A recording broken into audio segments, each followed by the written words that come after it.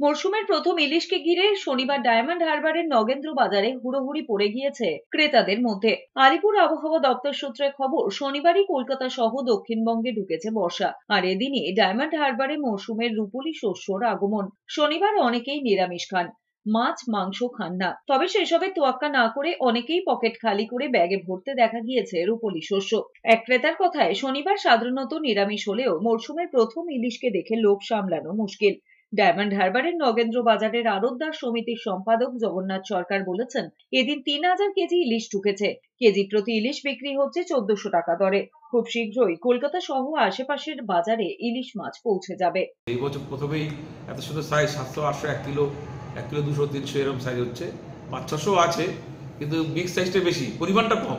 আশা করি এবছর বৃষ্টিটা হলে ১০-১২ দিনের মধ্যে ইলিশটা প্রচুর পরিমাণে দেখা দেবে। তো একটু গরমে তো একটু ঢিলে ঢিলে মাছ তো ওই আছে, বিক্রি হলো ১৪০০, ১২০০ সাইজ অনুযায়ী। ১ কিলোর উপরে ১৪০০, ১৫০০ হচ্ছে।